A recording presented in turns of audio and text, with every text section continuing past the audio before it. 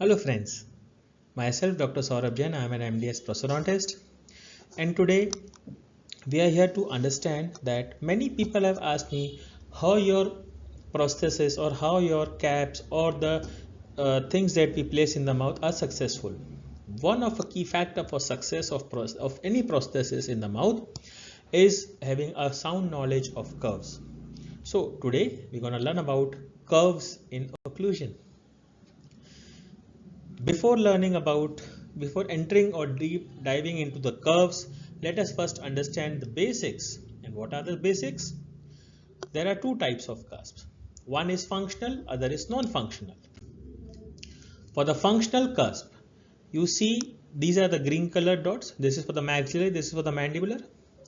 So what are these functional cusps? Functional cusps are the cusp that holds the centric occlusion. Those are also known as stamp cusp. So for the maxilla, it is a parallel cusp, and for the mandibular, it is a buccal cusp. While non-functional, if one is functional, other is non-functional, that doesn't mean that it doesn't work. It works by helping in shearing of the food, as well as it guides the mandible to move.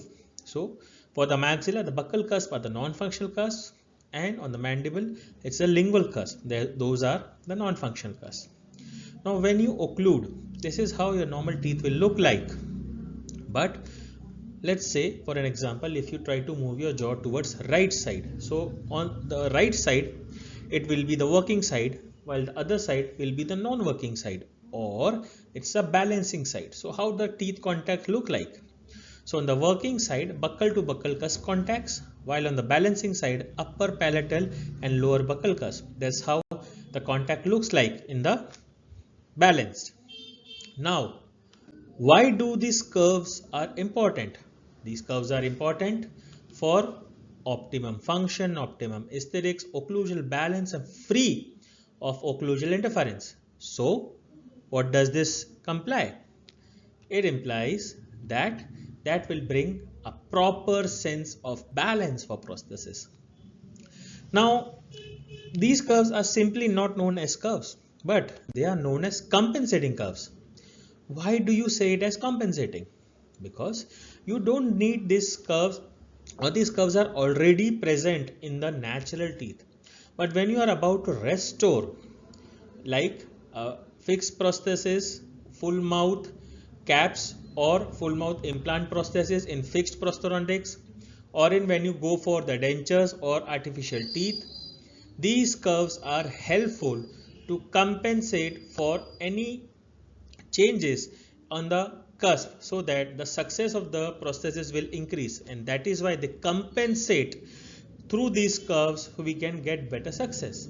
Now, what are these compensating curves? How do they look? We'll see in a while. For now, let us understand these compensating curves are present in two dimensions. First is in the sagittal way. Sagittal is from anterior to posterior, from anterior to posterior. So that is the sagittal plane. So if I understand that it's in a sagittal plane, there is a curve of Spee which is present. While when you look from the front side, the mediolateral or the coronal or the frontal view, you can see right and left premolars, you can see right and left molars. That will incorporate Wilson curve, Monson curve, and a pleasure curve. Now, when you collectively see all this looks like this diagram. So let us decode this and understand what is going to happen. What do we imply? What do we understand from these curves? So the first curve that we see is curve of Spee, that was given by Ferdinand Graf von Spee in 1890. If you remember, when we used to do teeth arrangement on glass plate for complete dentures, why do we need to arrange on glass plate? Because that will help us to get these curves. Why not teeth plate placed on a straight incline? Why? They are not placed on straight incline because there could be slippage. And what does that slippage means? When two teeth will contact, they are not contacting on up and down things, not on a perpendicular plane, but they contact at an arc. We'll come to this when I'll explain the further slides. So there will be high chances of slippage. This is seen always seen in the sagittal plane. Now, how does this look? It begins from the tip of the lower canine, follows the buccal cusp tip of the premolars and molars, and it continues upwards, contacting the ramus and the anterior border of the condyle. And then when it continues, it forms a circle. Okay, so when you look from the mandibular thing, it starts from the canine, goes from the buccal tips of the premolars and molars, and then it curves upwards. So in mandible it is a concave one, and in maxilla it is convex. Let's see here. When this circle is been extended, it touches the anterior border of the condyle, anterior-most position of the condyle. So this is how it looks. Concave in the mandible, convex in the maxilla. So let's consider that a straight tooth, if we consider this as a straight tooth, and if this is placed perpendicular to the occlusal plane, so whatever force that will be coming, it will be perpendicular to the occlusal plane. But biting force should be directed parallel with the long axis of the tooth. Then only you will be able to chew. Now, why curve of Spee is important? Now, this is very, very interesting. Nature has given us with such a beautiful physics, beautiful science that he has placed in the mouth. It is very astonishing to understand this concept.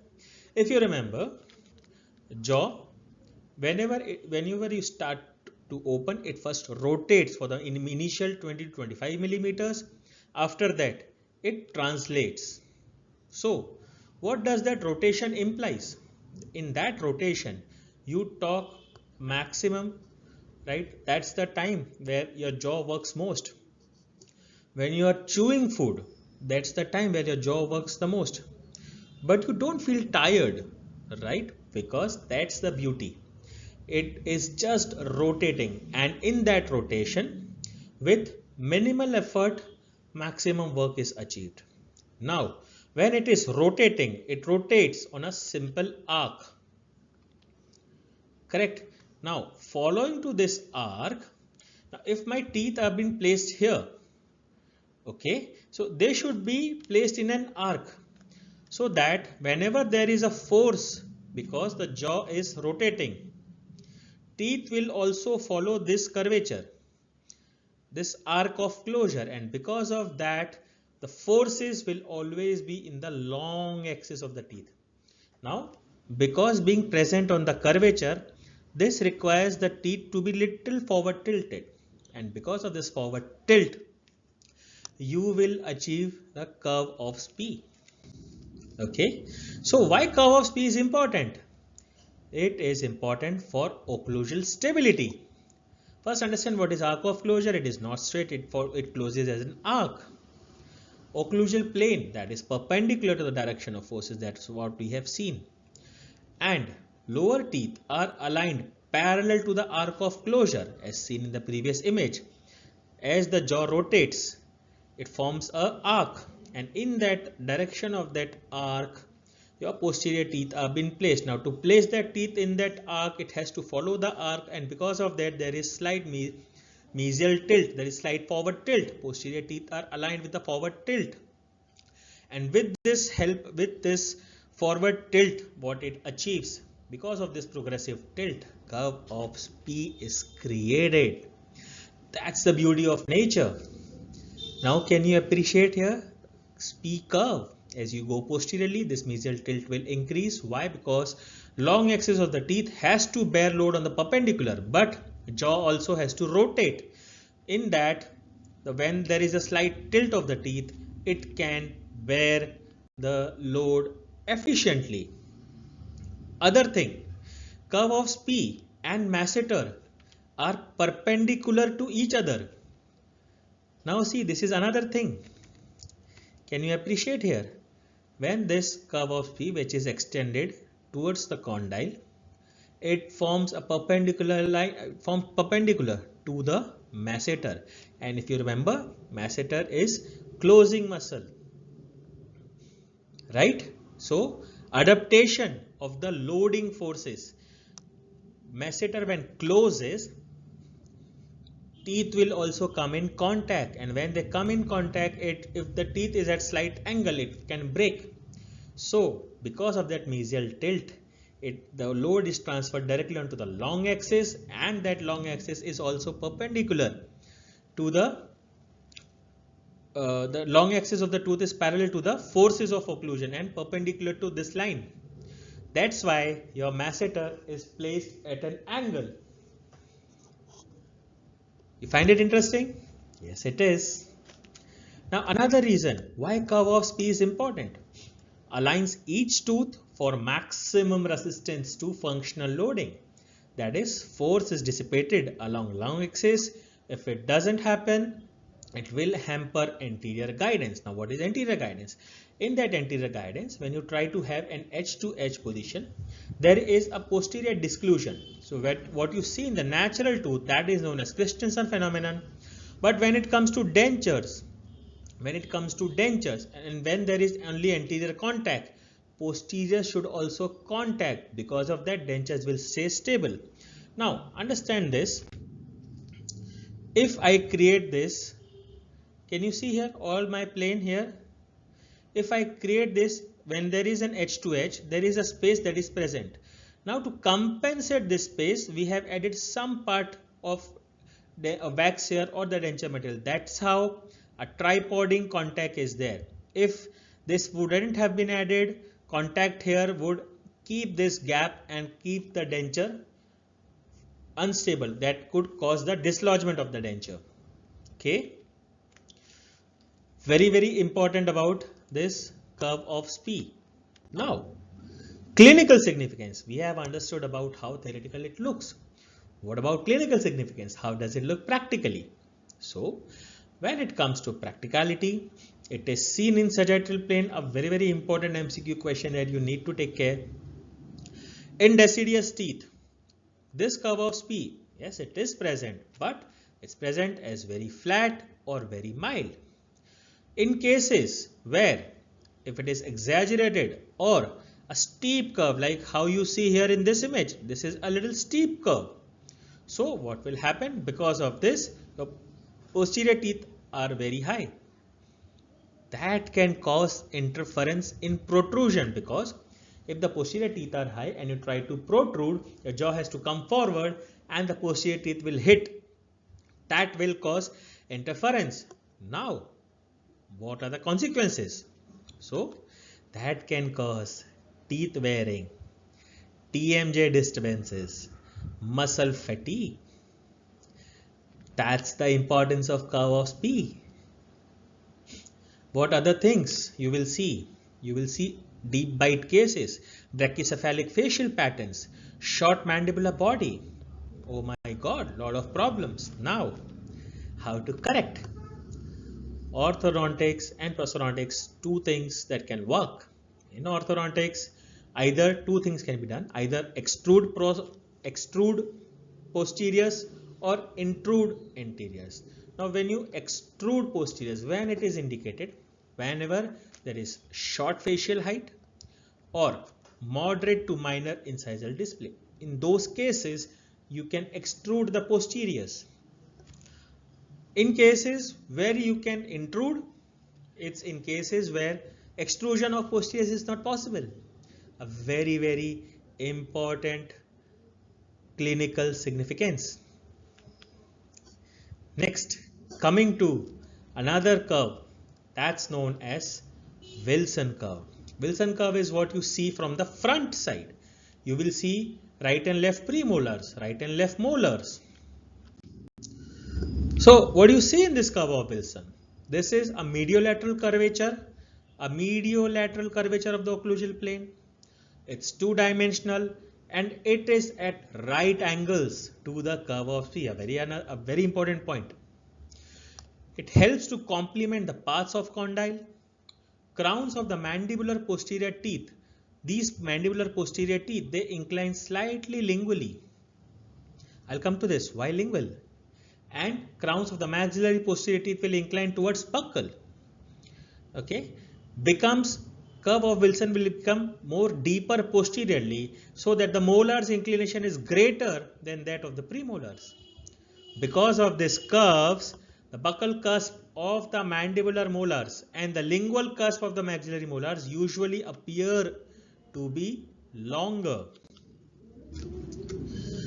Now, when you say that maxillary palatal cusp and mandibular buccal cusp appears to be longer, won't they result in occlusal interference? Yes, there could be a chance, but again, nature has worked beautifully. How?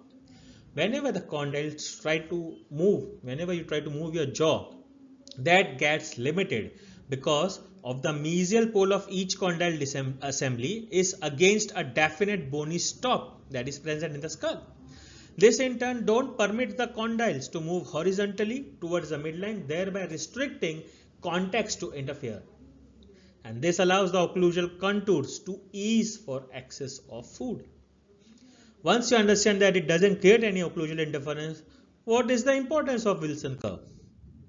Again, Wilson curve, resistance to loading. Posterior teeth are aligned parallel to elevator muscles. In curve of Spee, it was masseter, but for Wilson curve, especially medial pterygoid, because in this muscle pull direction that works during working side.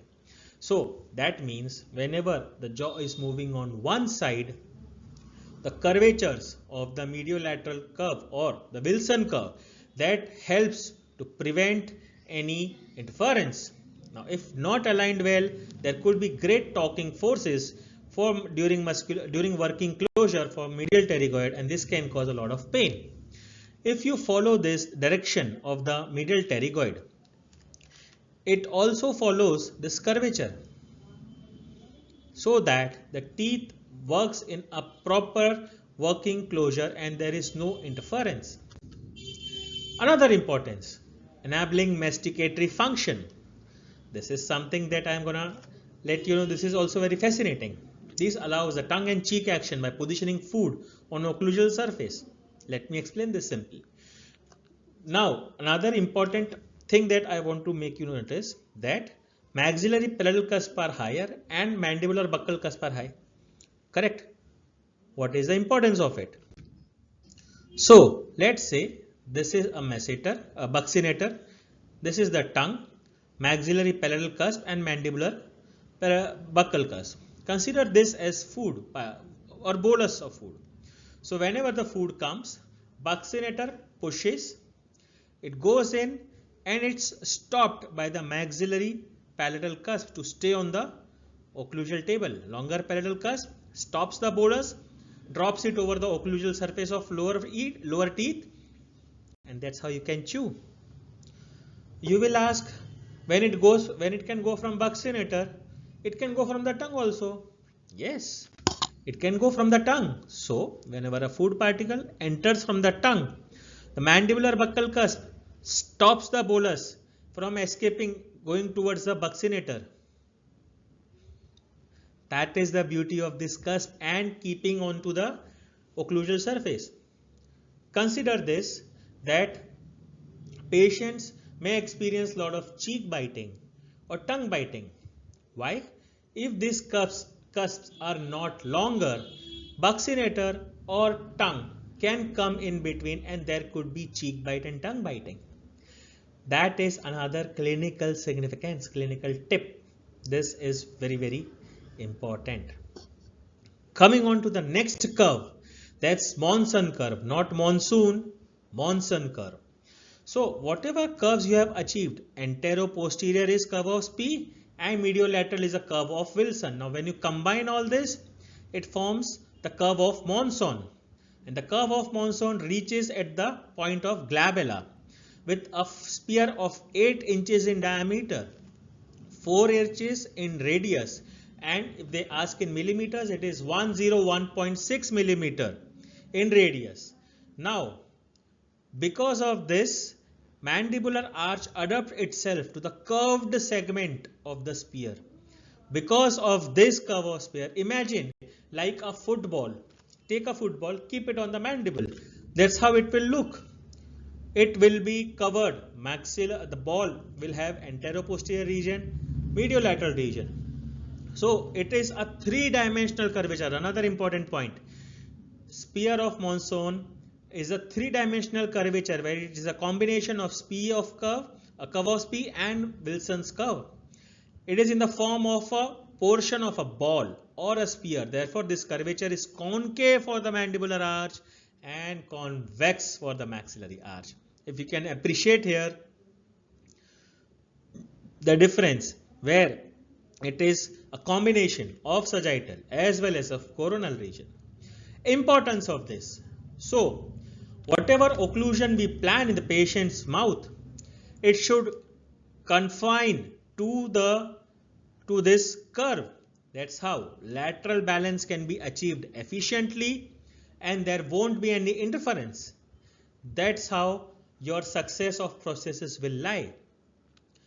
True for all the prosthetics, be it fixed or removable. Now, another important curve, pleasure curve. It doesn't help in pleasure, but it was first proposed by Avery brothers and then later modified by Max Pleasure in 1937. What do you achieve with this pleasure curve? First, understand that it achieves lever balance, to increase cutting efficiency, to decrease occlusal pressure and to decrease tissue trauma. So, if this helps in decreasing tissue trauma, to decrease occlusal pressure, where this can be used? This can be used in very severe flat and excessively flabby tissue cases. Now, how is this pleasure curve achieved?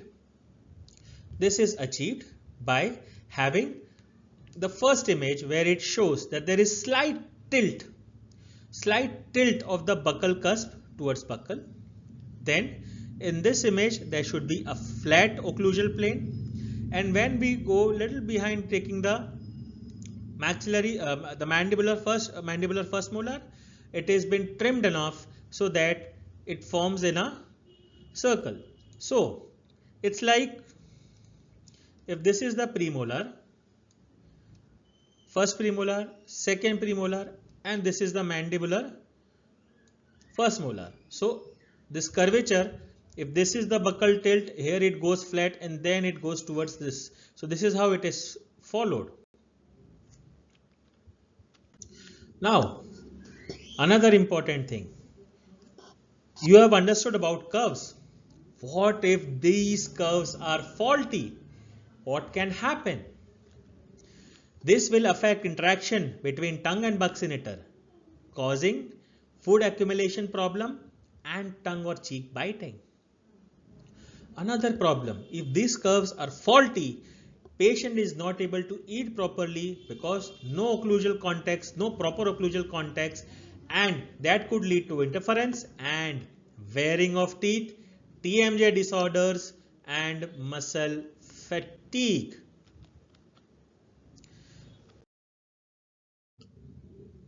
What if these curves are faulty? It compromises aesthetics and phonetics as well. Instability of dentures, tissue alterations that can lead to untimely bone resorption. So, till now, what all importance of curve we have understood? Whole prosthetics and occlusal corrections, orthodontics, treatment of orthodontics are based, a lot of treatment is based upon these curves. This helps to understand, evaluate and treat the patient to achieve proper occlusion. For complete denture treatment, it helps in getting the dentures stable. Full mouth implant rehabilitations, full mouth rehabilitations with natural teeth present. Another very clinically important tip. Now, how much these curves can be altered? Wilson curve, that is a mediolateral curve, can be altered up to 10 degrees if required in clinical scenarios. But very important point, with Monson curves remain unaltered. What do you mean by Monson curves remain unaltered? Each cusp and incisal edges should touch all the borders of Monson sphere. That will help you in achieving an interference free occlusion, being making your TMJ happy, healthy, your muscles healthy, and your teeth wearing will reduce. I hope this lecture would be very, very helpful to you in your clinical scenarios, in your NEET exams. We'll meet next time. All the best. Bye-bye.